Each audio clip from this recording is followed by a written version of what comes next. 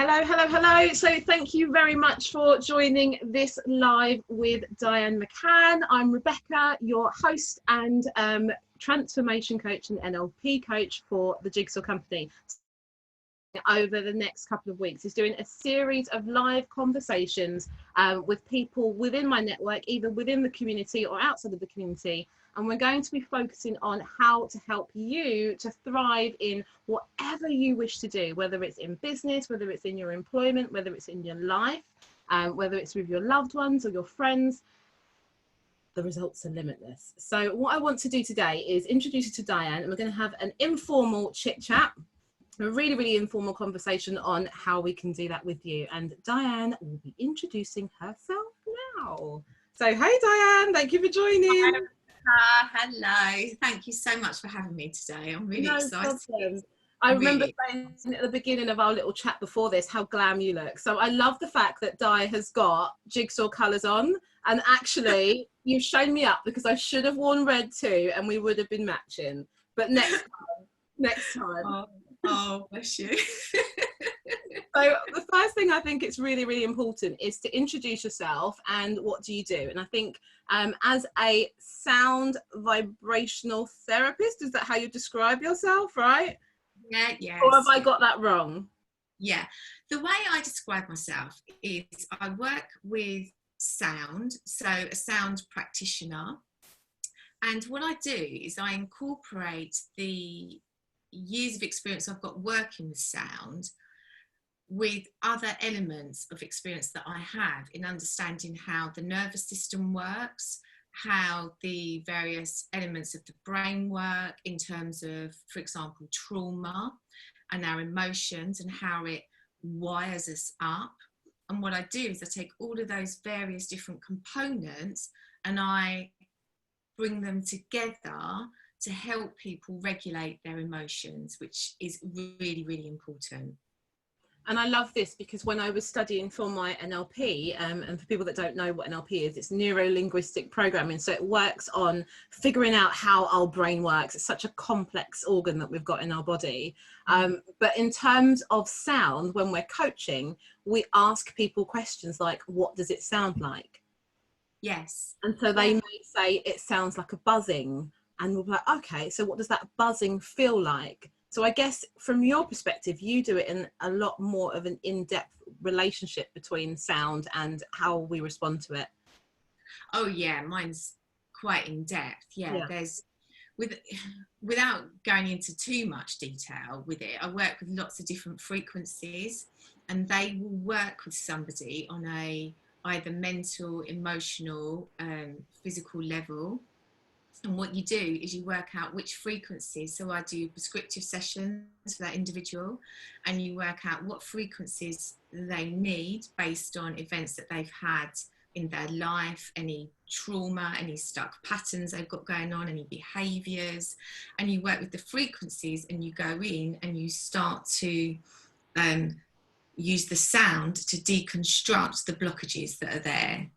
So the sound actually works on a cellular level. So it can sound a little bit like woo-woo.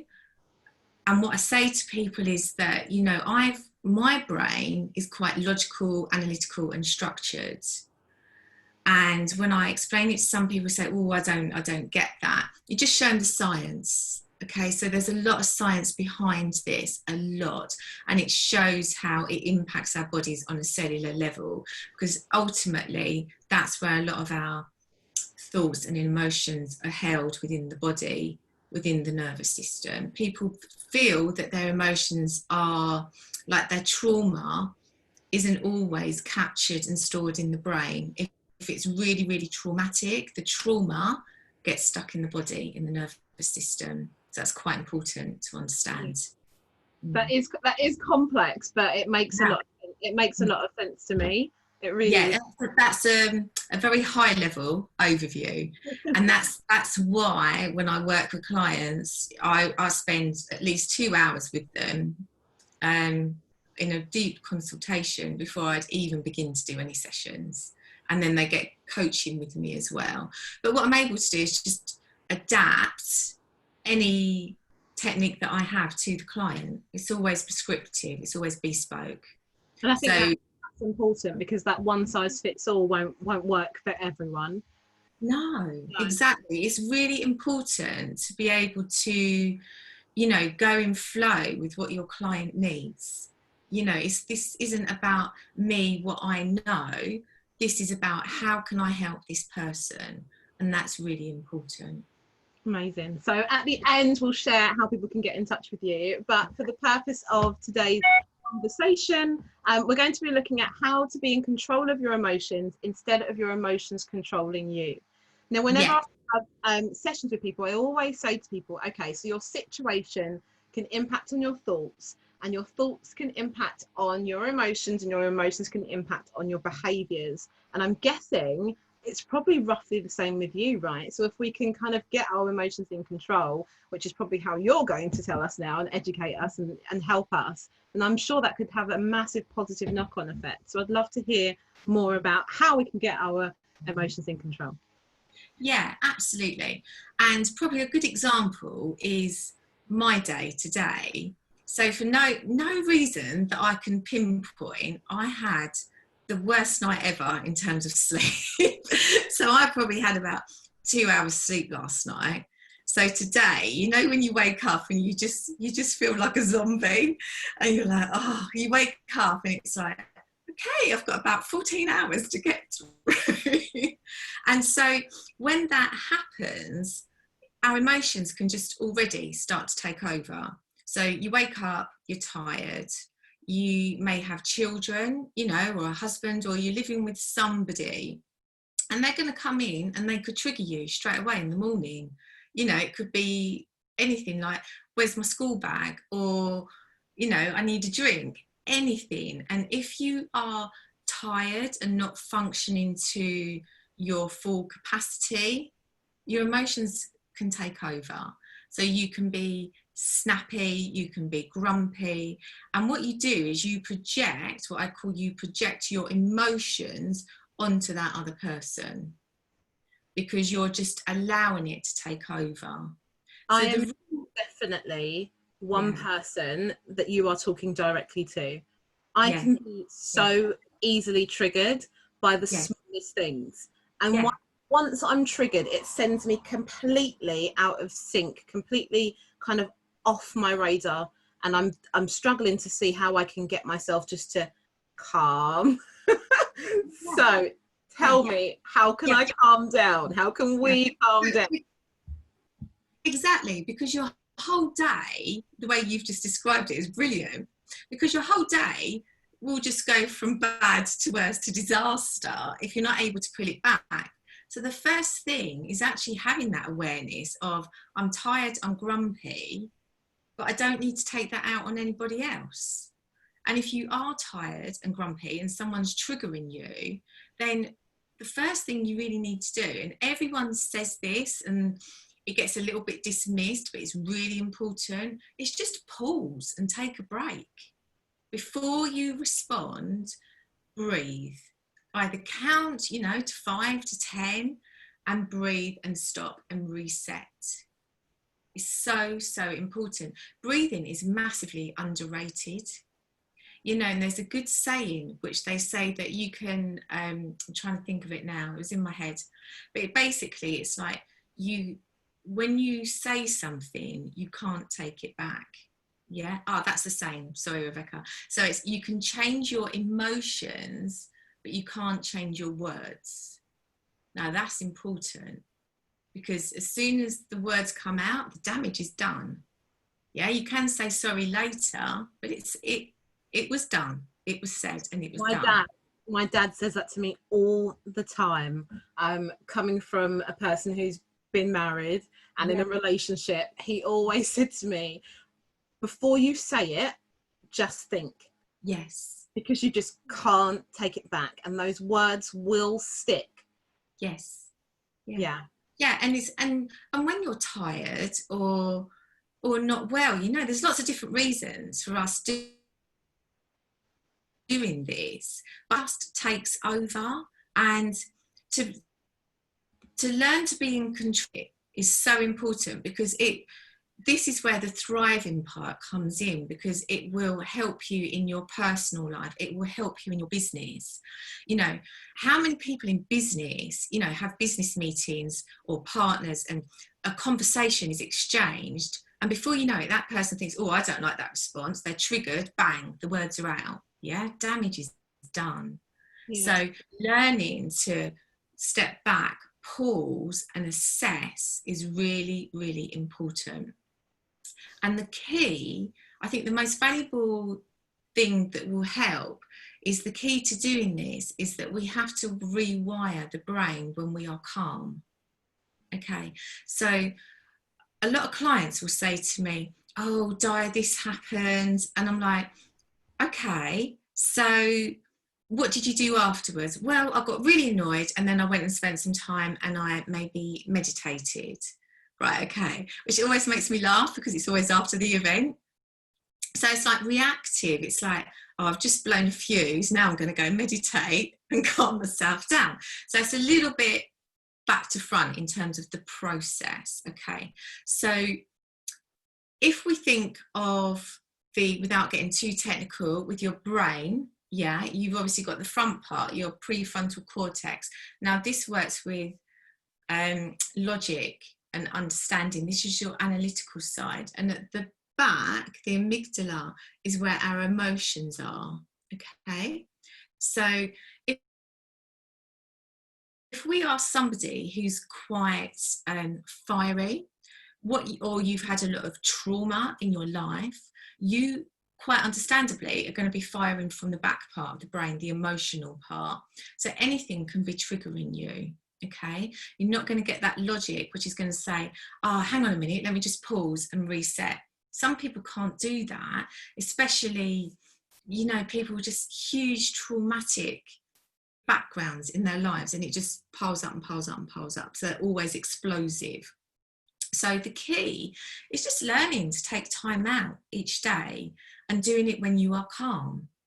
So when you are calm and just spending time doing whatever you want to do and being quiet, you're actually training your brain to rewire and tap into the front part. It actually rewires the neurons. So the brain can rewire up to when we die. Wow. So there's no excuse of, oh, I can't do it, because you can do it. Yeah. It is just practice. It doesn't have to be meditation. You know, some people like to meditate, some people don't, you know. For me, it's about doing something that makes you happy, that makes you mindful, going for a walk, being in nature, gardening, anything that connects you to you and just makes you feel calm and balanced. You know, with meditation, so many people have an expectation around it and have a level of impatience, you know, because they'll sit for 5 minutes and go, right, I've done that, so I'm good to go. I'm good to go.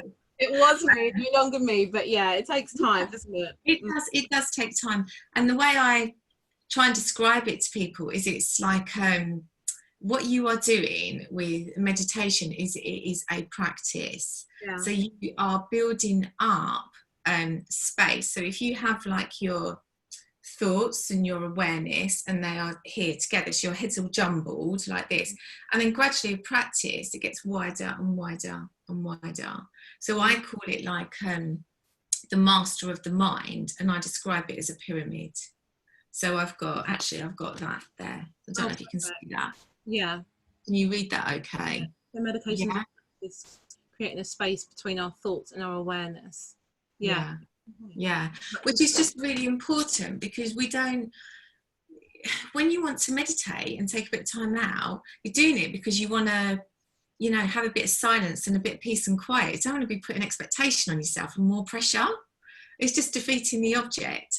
Yeah. So really, just my advice is lighten up and just do something that makes you happy, and you will connect. It's important to do something that makes you happy, because I think people feel like they have to do certain things because other people are doing it, or that's what's expected of them. And then the thing is, when people do things like that, is they don't commit to it. because it's not really aligned with them. It's not really what they want. Yeah, exactly. You're just like lining up with peer pressure, aren't you, to fit in with somebody else? And we are all different. You know, what works for me isn't going to work for you, and we are just so different. And if you're not doing what makes you happy, you're not being true to yourself, and that is a massive thing to be looking at. Yeah, really, you know, you've got to be in alignment with who you are. So how can being in control of your emotions help us to thrive? In every single way. Absolutely every single way. Every day you're going to encounter situations, aren't you, from being stuck in a traffic jam, you know, going shopping, being stuck in a long queue, having children, having husbands, working relationships, laptop not working. Oh gosh, yeah. Lots of day-to-day examples, you know. I mean, we've all done it, you know. You've gone to use the laptop and it's jammed, or you've lost something, you know. What you're going to do, you know. Yeah, it's good to release that emotion of being frustrated. You can have a little bit of like an moment, but you don't have to put that on everybody else. Yeah, so it's about what I call releasing emotions in a healthy way, which is really important. They have to come out, but they don't have to go on to other people. Yeah, there's a big difference. I agree with that. It has a knock-on effect. If we are in a state that's not resourceful, then we could potentially put somebody else in an unresourceful state, and then they could potentially put somebody else in and it's just a massive cycle. It's a knock-on effect, isn't it? Yeah, and when you're mindful of your emotions and you really are in tune with yourself and in tune with how your emotions are flowing that day, then you can actually help other people. You know, if you're like in a meeting and you know that other person that day may have got out of bed the wrong way and just had an awful time, and you're in that meeting and you can actually see it in them. Yeah, but if you're similar, the two of you are just going to bang heads and you're not going to have a successful meeting. That's just how it's going to be. But if you're actually in tune with yourself and you can see it in other people, you can help them. You know, you can steer that conversation a certain way without rubbing them up the wrong way, you know. So emotions they're pivotal in every single thing that you do in your day.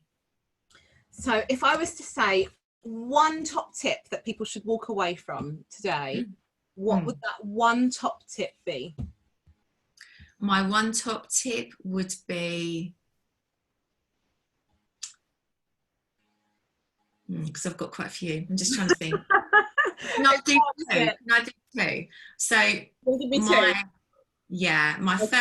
my first top tip really is pause. Pause, think, breathe. Yeah, before you do anything. And just doing that, you're going to start in training your brain to rewire to a different pattern. That is really, really important.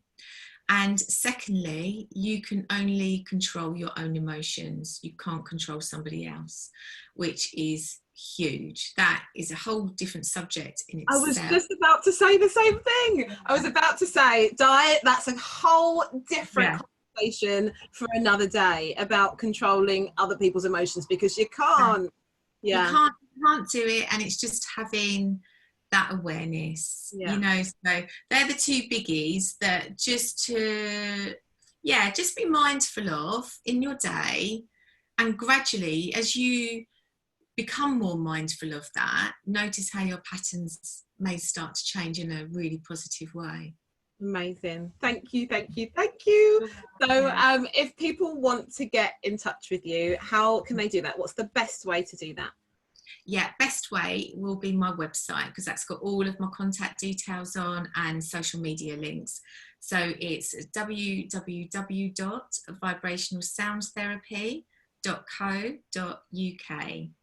Perfect. Yeah, thank you. And I will put all the information and links to get access to you in the descriptions where this will be hosted. Thank you so much, Rebecca. Thank you for having me today. Thank you. Bye.